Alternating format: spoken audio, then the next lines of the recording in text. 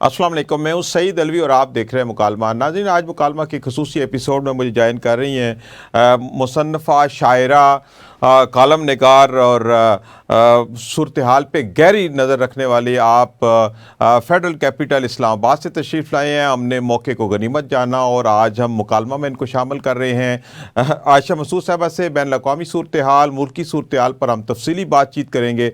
आयशा मसूद साहिबा, मुकालमा में खुशामदीद। आयशा मसूद साहिबा, आप क्या समझते हैं कि इस वक्त करंट क्या सिचुएशन है? ईरान, अमेरिका, इसराइल का जो तनाज़ा चल रहा है जी। तो एक तरफ तो मुज़ाकरात चल रहे हैं, दूसरी तरफ देखा जाए तो कुछ न कुछ स्पाइलर्स की तरफ से भी हो रहा है। बाज़ औक़ात एक उम्मीद बन जाती है, फिर बाज़ औक़ात कुछ खबरें ऐसी नज़र से गुज़रती है कि वो फिर दोबारा तशवीश लाक हो जाती है। आप क्या समझते हैं कि इस वक्त मशरिक़ वस्ता की सूरत हाल किस तरफ जा रही है? देखिए, जिस कदर आपने कहा ना कि ऐसा रंग बदलता मंजर सामने आता है कि कुछ समझ ही नहीं आती कि जंग हो रही है, जंग रुकने वाली है, जंग रुक जाएगी, मुज़ाकरात कामयाब हो रहे हैं, नहीं हो रहे, या कितने परसेंट कामयाब हो जाएंगे। सारे लोग इन्हीं सवालों जवाबों में पड़े हुए हैं। लेकिन ये इसका सारा जो मसला है वो ट्रंप की अनप्रेडिक्टेबल पर्सनालिटी है। वो उनके बारे में कुछ भी नहीं कहा जा सकता कि अगले पल वो क्या कर लें, और सुबह वो कुछ कहते हैं और शाम को कुछ कहते हैं। बल्कि जंग के दौरान तो ऐसा भी हुआ कि उन्होंने 2 घंटे के अंदर अंदर 4-5 स्टेटमेंट्स तब्दील की। अब उसमें सोचने की बात ये है कि अमेरिका सुपर पावर है, और सुपर पावर जब होता है और उसका एक प्रेसिडेंट है तो पूरी दुनिया के जहन में एक इमेज होता है। तो ट्रंप की इन हरकतों की वजह से दरअसल अमेरिका का भी इमेज बहुत ख़राब हुआ। और उसमें जो जंग मुसल्लत की गई थी वो भी आप देखें तो ईरान पर, जबकि उनका अगर ये कहें कि जी आप एटमी पावर हैं और आप हमला करेंगे और अटैक करेंगे, तो वो भी एक फॉल्स इसलिए बात थी कि वो उन्होंने 2 बातें कह दी थी कि एक तो हम ख़तरनाक हथियारों पर नहीं जाएंगे, और सेकेंडली उन्होंने कहा जी आपके इंटरनेशनल जो भी टीम है वो मुआयना कर सकती है। उसके बाद भी जंग मुसल्लत होने का मतलब ये है कि इनकी नीयत में ही ख़राबी थी और उन्होंने ये एक प्लान किया हुआ था। और हम लोग तो सोचते हैं आज की बात, हम लोग सोचते हैं कल परसों की बात, जबकि अमेरिका या ये जो जितने बड़े ममालिक हैं ये आज से 40 साल बाद का प्लान कर रहे हैं। आप सही कह रहे हैं, बिल्कुल long term planning, long term plan. तो उसमें यह है कि ट्रंप के आने के बाद, ट्रंप आए थे ना जिस वक्त इलेक्शन में, तो वो अमन का और जंग के खात्मों का नारा करके आए थे। उन्होंने ये नारा इसलिए लगाया, और ये बहुत बड़ा धोखा था, और उन्होंने ये नारा इसलिए लगाया कि वो मुस्लिम कम्युनिटी के वोट कैप्चर करें। जब उन्होंने वोट ले लिए और वो बन गए सदर, तो फिर वही अपनी रूटीन पे उस जगह पे चल पड़े। बिल्कुल। अच्छा, चलें, ये तो सारी बातें आपकी बिल्कुल दुरुस्त हैं कि एक तो अमेरिका कभी भी जो है वो प्रिडिक्टेबल नहीं रहा, वो ज़रूरत के मुताबिक अपनी जो पॉलिसी है उसको तब्दील करता है। ये सारी सूरत हाल है। मेरे ख्याल है ट्रंप नहीं होगा, कोई और होगा तो भी मुसलमानों के लिए इतने खतरात वहाँ पे रहेंगे क्योंकि वो बतौर कौम ही हम सब के खिलाफ है। लेकिन अगर हम दूसरी तरफ देखते हैं, मुसलमानों की तरफ देखते हैं, मशरिक़ वस्ता की तरफ देखते हैं, हम पाकिस्तान की तरफ देखते हैं, तो इस जंग के सारे माहौल की वजह से हमारे मामलात भी एक तरफ तो स्टक हो गए हैं कि हम सिर्फ यही चीज़ डिस्कस कर रहे हैं और इसी के ऊपर हम सेंट्रिक हो गए हैं कि ये होगा तो ये होगा, हमें अपना कोई पता नहीं है। इसी तरह मुसलमानों की तरफ देखा जाए तो किसी को कोई पता नहीं, और शदीद इससे मुतासर हो रही है। ख़ास तौर पर जो इकॉनमी है मशरिक़ वस्ता की, वो चूँकि आयल बेस्ड है और आबना हुर्मस के बंद होने की वजह से जो मसाइल पैदा हो रहे हैं, फिर जंगो जदल में चूँकि आपको पता है टूरिज़्म भी नहीं चलती, तो दुबई और इसके जो इलाके हैं जहाँ पे टूरिज्म होती है, तो इस लिहाज से अगर देखा जाए तो लूज़र तो मुसलमान हैं, हम हैं। तो आप क्या समझते हैं कि हमारी तरफ से कोई सोच ऐसी है, हम इस मसले से कैसे निकल सकते हैं? क्या OIC, क्या को मुसलमानों के जो अच्छे जो तगड़े मुल्क है जैसे तुर्किया, मिस्र, पाकिस्तान, क्या मिल के हम कोई ऐसा फोरम बनाएं ताकि इस तरह की जो बेयकीनी सूरत हाल जिसकी वजह से हम सब मुसलमान ख़तरे में आ जाते हैं और बैठे बिठाए आ जाते हैं, यानी आप 2 माह पहले से आप देखें तो इस तरह का कोई ख़तरा ही नहीं था, अचानक एक जंग हमारे ऊपर मुसल्लत कर ली गई, तो हम इसी तरह ही पिसते रहेंगे, हमारे अंदर कोई सोच नहीं पैदा होगी, हम क्या करेंगे?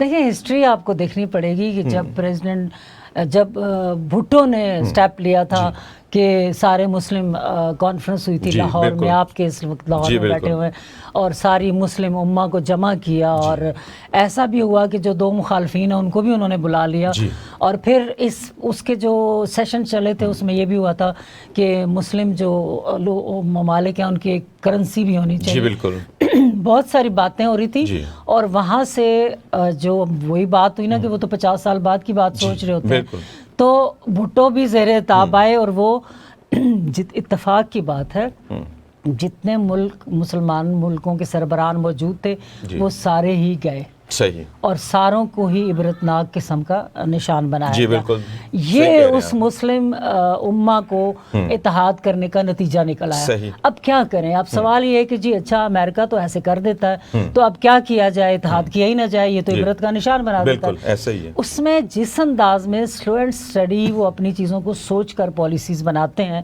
اگر مسلم امہ ان واقعات، اس طرح کے واقعات کے بعد تھوڑا تھوڑا سا مذاکرات کرتے رہیں، ٹیبل پر بیٹھتے رہیں، اپنی پالیسیز بہتر کرتے رہیں، اور جو امریکہ کے دیکھیں ایران کی جنگ میں ہم دیکھتے ہیں کہ کیوں یو اے ای اور سعودیہ اور قطر بھی نشانہ بنے۔ اب اس میں یہ ہے کہ ایران کو تو اپنی سلامتی کی جنگ لڑنی تھی، آپ ان کے شہید دیکھیں، خامنائی کو جس طرح شہید کیا گیا، اسکول کی بچیوں کو شہید کیا گیا، پھر ان کو کہا گیا کہ ہم تو تمہیں چھوڑیں گے نہیں اور سارا کچھ ہی تباہ کر دیں گے، تو ان کے سامنے آ گیا تھا اپنی سلامتی کا سوال۔ اب جب اپنی سلامتی کا سوال آیا تو انہوں نے دیکھا کہ امریکن اڈے کہاں ہیں جو استعمال ہوتے ہیں ہم پر، کیونکہ ڈائریکٹ امریکہ جو اٹیک کرے گا نا اپنے ایریا سے، اسرائیل کرے گا، اس کی نسبت جو نزدیک اڈوں میں چیزیں ہیں وہ ایران پر اٹیک کریں گے۔ اب جو اٹیک کرنے کے لیے امریکن اڈے ہیں وہ کہاں ہیں؟ وہ صرف اسرائیل میں نہیں، ہم مسلمان ممالک میں ہیں۔ تو جب ہمارے مسلمان ممالک، قطر ہو گیا، قطر میں پہلے بھی آپ نے دیکھا جب ایئر بیس پہ کتنا بڑا اٹیک بھی ہوا تھا، اور وہاں تو انہوں نے پھر اپنی ملک کی سلامتی کے لیے ایران نے اٹیک کیے امریکن اڈوں۔ بالکل، اس میں یہ بھی سنتے رہے آپ کہ جی وہ بھی مسلمان ہیں، ادھر بھی مسلمان ہیں، تو پھر یہ کیوں مسلم کنٹریز پر اٹیک کر رہے ہیں؟ لیکن ان کو جب اس بند گلی میں ایران کو پہنچایا جا رہا تھا کہ ہم تو کیا وہ چپ چاپ سارے مار کھاتے، یہ سروائیول کی جنگ شروع ہوئی، تو انہوں نے پھر امریکن اڈوں کو نشانہ بنایا، اور امریکن اڈے بدقسمتی سے مسلم ممالک کے اندر ہی تھے، اور پھر اس لیے یہ نہ صرف اسرائیل اور امریکہ کے ساتھ بلکہ آپ کے یو اے ای میں بھی انریسٹ ہوا، وہاں بھی گڑبڑ ہونا شروع ہوئی، سعودی عرب بھی پریشان ہوا اور قطر بھی پریشان ہوا۔ لیکن آپ یہ بھی دیکھیں کہ امریکہ کتنی ڈھٹائی اور دھڑلے سے اسرائیل کے ساتھ کھڑا ہوتا ہے، صحیح کہہ رہے ہیں آپ، ٹھیک ہے نا؟ اب امریکہ کیا کوئی خاص اجازت نامہ لے کے آیا کہ وہ پرواہ نہیں کرے گا اور وہ آرام سے ہو جاتا ہے اسرائیل کا؟ آپ کے اس سے پہلے جو بائیڈن تھے وہ جب پہلے ابتدا جنگ کی ہوئی تو وہ سب سے پہلے اسرائیل میں جا کے کھڑے ہوئے، اور ابھی ٹرمپ ہے تو وہ سیدھا اس کے ساتھ کھڑے ہوتے ہیں۔ تو جس قدر اعتماد سے اور دھڑلے سے وہ اسرائیل کے ساتھ جاتے ہیں، اسی اعتماد سے مسلم ممالک بھی تھوڑا سا اکٹھے ہو جائیں تو کوئی اتنی بڑی مصیبت نہیں آنی۔ ابھی تو پہلے ماضی میں تو یہ تھا کہ کوئی ارجنسی نہیں تھی، لیکن اگر موجودہ صورتحال ہم مشرق وسطیٰ کی دیکھتے ہیں تو سب سے بڑی ارجنسی یہ ہے کہ آبنائے ہرمز بند ہے، 20% جو پیٹرولیم کی جو نقل و حمل ہے، اور اس کے علاوہ پیٹرو کیمیکلز ہیں، اشیاء خرد و نوشت ہیں، اشیاء ضروریہ ہیں، بے شمار چیزیں، چونکہ ایک بڑی گزرگاہ ہے، تو اس کے بند ہونے کی وجہ سے ایک تو فوری طور پر چیزوں کی شارٹیج ہے بشمول آئل کے۔ دوسری بات یہ ہے کہ اگر یہ زیادہ دیر کے لیے بند ہوتا ہے تو آئل کی جو سٹوریج ہے وہ فل ہو جائے گی، تو پھر جب آئل نہیں نکالیں گے تو یہ بھی خدشہ ظاہر کیا جا رہا ہے کہ آئل کے جو ویل ہیں وہ بھی خراب ہو سکتے ہیں۔ تو اب اس ارجنسی کی صورتحال میں آپ کیا سمجھتے ہیں کہ ہم مسلمانوں کو اور بالخصوص جو خلیجی ممالک ہیں ان کو کیا کرنا چاہیے تاکہ اس انریسٹ سے نکل سکیں؟ بڑا اچھا سوال ہے آپ کا۔ ایک تو یہ دیکھیں کہ آبنائے ہرمز جو ہے اس میں ٹرمپ کہہ رہا ہے یہ آبنائے ٹرمپ ہے، وہ تو خیر کچھ بھی کہہ سکتا ہے، میرا مطلب ہے اتنا وہ پوزیسو ہوا اس کے، اور وہ ایران کے ساتھ ہے، ظاہر راستہ وہ انہوں نے روکا ہوا ہے اور ایکشن لیا، اور وہاں جنگ بھی دنیا، میں نے ایک آرٹیکل بھی لکھا تھا کہ بحری جنگوں کی طرف واپس جا رہی ہے۔ جیسے دیکھیں انڈیا نے جب کیا نا پاکستان پر اٹیک، اس وقت فضائی جنگ کی اہمیت بنی، اور وہ سامنے آپ کو پتا فضائی جنگ نظر ہے۔ اب یہ اس ایران کی جنگ میں آپ نے دیکھا کہ بحری جنگ کا آغاز ہے، تو اب جو زمینی جنگ کی نسبت فضائی اور بحری جنگوں کا بھی یہ ایک نیا طریقہ ہے، ورنہ اس سے پہلے تو زمینی ایسا نہیں تھا۔ ایک تو یہ چینج ہے۔ اب آپ نے بتایا، پوچھ رہے ہیں کہ اگر یہ بند رہا تو کیا ہوگا، بہت بڑا نقصان ہو رہا ہے، ہوگا نہ صرف اگر ایران، امریکہ اور اسرائیل یہ سمجھتے ہیں ایران نے سروائیو کر لیا، وہ تو کھڑے ہو گئے، اب بہت سارے ممالک کو نقصان ہو رہا ہے۔ ہم اس سے ابھی تک امریکہ اجازت نہیں دے رہا تو آئل نہیں لے پا رہے سستا، انڈیا لے رہا ہے، تو یہ بھی مطلب ہم اس کے دباؤ میں بھی ہیں۔ اب اس میں یہ کہ اگر آپ یہ کہنا کہ خلیجی ممالک کو رول ادا کریں گے اور وہ اس پہ، تو OIC کسی کام کی نہیں ہے، اس نے ماضی میں کوئی کام نہیں کیا، UN کو انہوں نے بالکل فارغ کر دیا، اور UN بھی کوئی کام نہیں کرتا تھا، وہ بھی امریکہ کے انفلوئنس میں اور اسی کے انڈر تھا۔ اب آ جاتے ہیں دو سپر پاورز جو کہ امریکہ کے ایز اے سپر پاور میرے خیال میں کمزور پڑنے کے بعد دو ابھی جو موجود ہیں وہ چین اور روس ہے۔ صحیح۔ اب چین اور روس کی بڑی گہری نظر ہے کہ اس معاملات کو کیسے حل کرنا ہے۔ جو تازہ ترین صورتحال میں آپ یہ سمجھیں نا کہ پاکستان بھی اپنے مذاکرات میں کوشش تو انہوں نے کی، لیکن اس کا حل نہیں ہو سکا، حل ابھی نہیں ہو سکا۔ اسی طرح اگر خلیجی ممالک ہیں تو ان میں پاکستان نے پھر بھی کوشش کی، آپ کے خلیجی ممالک میں اتنی جان ہی نہیں ہے، وہ اپنی بالکل خاموش ہے، ان کی تو نہ کوئی سیاسی حیثیت ہے نہ کوئی فوجی حیثیت ہے، بنانی ویسے انہیں پڑے گی لیکن یہ کہ کچھ بھی نہیں ہے۔ تو وہ اتنے بڑے دنیا میں اس اہم ایشو پہ ان کی کوئی حیثیت نہیں ہے کہ وہ کوئی بات کریں گے، بیٹھیں گے، وہ ہیلپ ہی لیتے رہیں گے دوسروں سے اور سوچتے ہی نہیں گے۔ اب چین اور روس جو ہے نا، چین میں دیکھیں ابھی میرا خیال ہے ایران کے گئے ہیں وزیر خارجہ، کیونکہ میں لاہور میں ہوں اور میں صبح ہی تھوڑی سی نیوز نظر سے گزری، تو امریکہ سے بھی کوئی جائے گا، اور چائنا کا رول ہے نا وہ امپورٹنٹ، اور رشیا کا۔ تو اگر آپ سمجھتے ہیں کہ اس مسئلے کا اب حل کیسے ہونا ہے تو وہ کرے گا چین اور وہ کرے گا روس، اور امریکہ ایز اے سپر پاور بہت ٹرمپ نے اسے کمزور جگہ پر کھڑا کر دیا۔ جی بالکل صحیح اب کہہ رہے ہیں۔ ادھر خلیجی ممالک میں دیکھیں تو ایران ایک تمام نقصان، تمام شہادتیں اور خسارے کے باوجود ایک مضبوط پاور کے طور پر سامنے آپ صحیح کہہ رہے ہیں۔ ادھر روس اور چین میں سے چین میں نکلتا نظر آتا ہے، ادھر ایران خطے میں نئی سپر پاور بننے کی صورت میں آ چکا ہے۔ جی اچھا، آپ کیا سمجھتے ہیں کہ اس وقت جو ایک نیا نیکسس UAE، اسرائیل اور انڈیا کی شکل میں سامنے آ رہا ہے، اس کی کیا کوئی اہمیت یا اس کی کوئی اثر پذیری ہو سکتی ہے، یا یہ کوئی عارضی معاملہ ہے؟ علوی صاحب یہ شروع سے تھا۔ UAE جو ہے نا، سعودیہ کا تھوڑی سی اور پالیسی تھی، لیکن امریکن بہت بڑی تعداد میں اڈے اور جگہ اور ان لوگوں کا کمپنیز کی صورت میں بہت کچھ ان کے حوالے کر دینا، یہ ہماری ہمیشہ سے کمزوری رہی ہے۔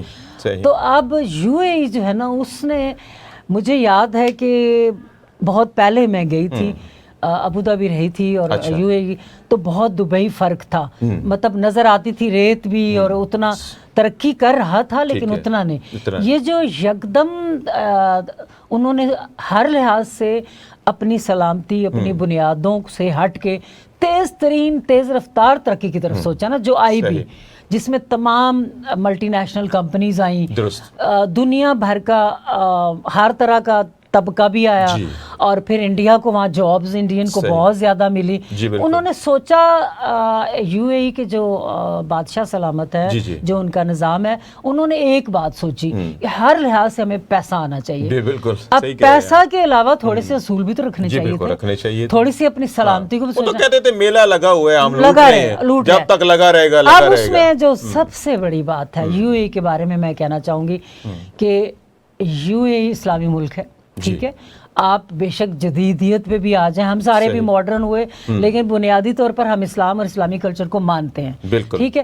انہوں نے وہاں بھی کمپرومائز کیا، جتنا بھی گند تھا دنیا کا، کسی زمانے میں فلپائن اور تھائی لینڈ وغیرہ کو لیا جاتا تھا اور ہانگ کانگ کو لیا جاتا تھا، وہ سارا گند اٹھا کے دبئی نے اپنے اندر سمیٹا، اور انہوں نے کہا کہ کوئی رول نہیں، جو اب جو آتا ہے فیس جمع کرائے، ہمارا لائسنس اور وہ جو مرضی کرے۔ اچھا، وہ نہ صرف ملٹی نیشنل کمپنیز میں، آپ کی IT میں، آپ کی ترقی میں بھی، یعنی اچھی کمپنیز بھی آئی، لیکن اتنی ہی ہر لحاظ کی کرپشن آئی, جی صحیح کہہ بد کرداری آئی, اور کوئی اصول نہیں رہا, کوئی ضابطہ نہیں رہا. تو اتنی جب بد کرداری, اور انہوں نے سمجھا کہ خدا کی طاقت ہے ہی نہیں, جی بس اسی وجہ سے تو پھر یہ معاملات خراب بھی ہوئے, پھر لاٹھی پڑتی. بالکل, حالانکہ ان کو خود بھی آئیڈیا تھا کہ ہمارے معاملات کسی وقت خراب ہو سکتے ہیں. اچھا چلیں ہم ایران کی طرف آتے ہیں. ایران نے تو بڑے ہی ایک استحکامت دکھائی ہے اور ثابت کیا ہے کہ مسلمان کس طرح کے ہوتے ہیں. جو آئیڈیل ایک مسلمانوں کا تصور تھا, انہوں نے ایک سپر پاور کو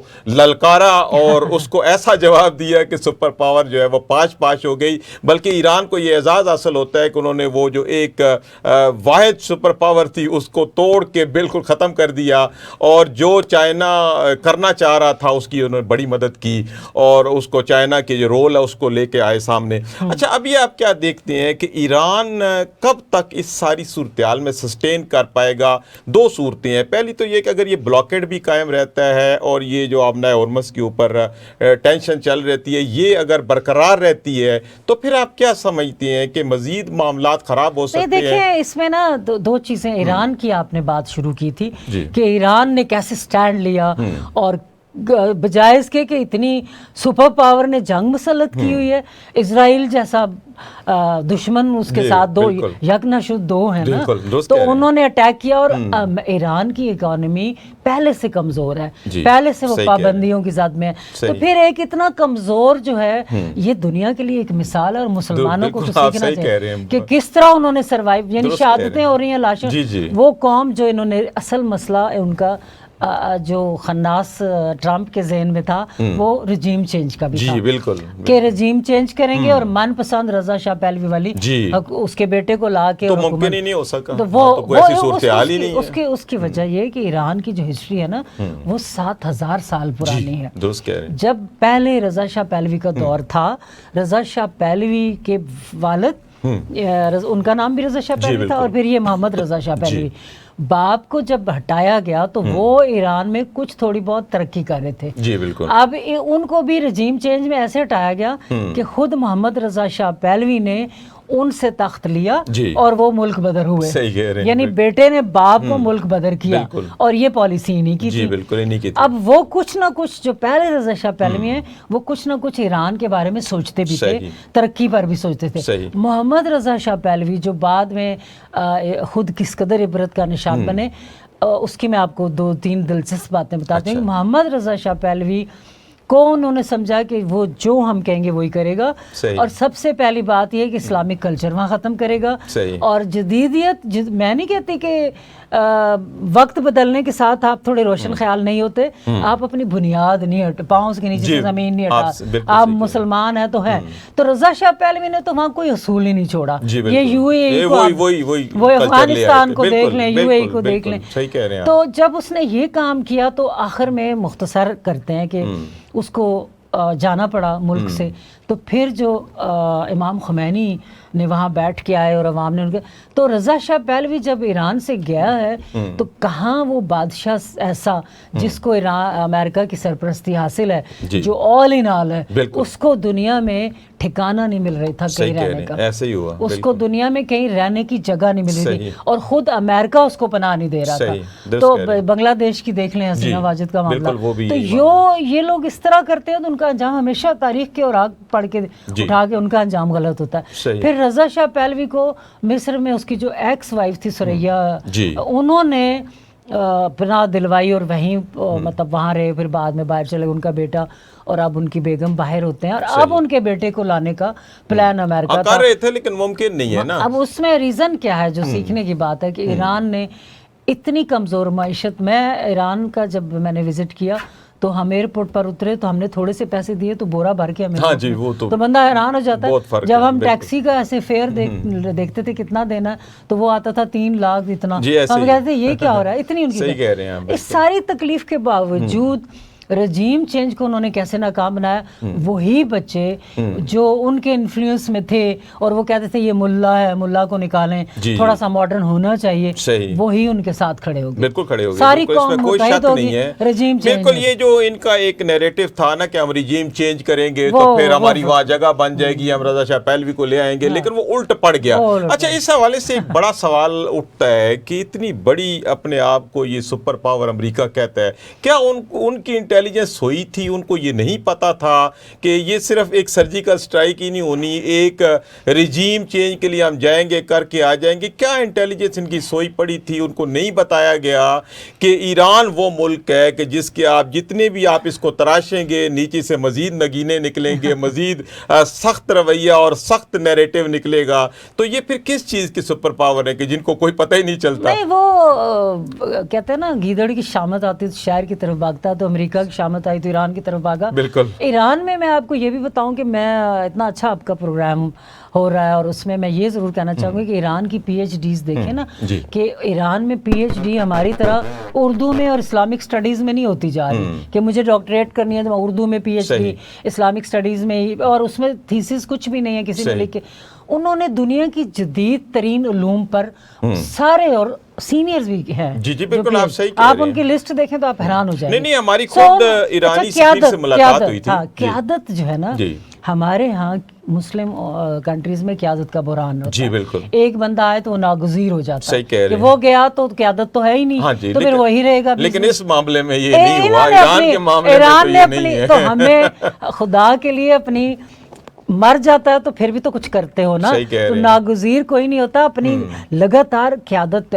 دیکھیں میں یہاں یہ کہنا چاہوں گی پاکستان میں کہ اگر میں لٹریچر میں ہوں, اگر میں میڈیا میں ہوں, کالم لکھتی ہوں, شاعری کرتی ہوں, یہاں مافیا ایک شخص آیا وہ 30 35 40 سال نہیں ہٹتا نہ دوسرے کو. انڈیا والوں میں ایک فلو چل, سنگنگ میں دیکھ لیں, ہاں بالکل لگاتار وہ ہر ایج کا, ان کا یہ ہے کہ ایک کے پیچھے ایک وہ چیزیں آ رہی ہوتی ہیں, نئے شخصیات آ رہی ہوتی ہیں. اس لیے کہتے ہیں کہ اسمبلیوں میں, اور اصل میں ہوتا یہ ہے کہ جب آپ انسٹیٹیوشن نہیں بناتے, جب آپ ٹریننگ نہیں کرتے, جب آپ اپنا نائب نہیں بناتے, آپ ٹریننگ نہیں دیتے, تو پھر یہی ہوتا ہے مواقع جان بوجھ کے نہیں دیتے کہ میرے مقابلے میں اس وجہ سے آپ پاکستان میں بڑے بڑے ادارے ڈوب گئے. یہی وجہ ہوئی کہ ایک شخص کی فوتگی ہوئی تو بعد میں ختم ہو گیا.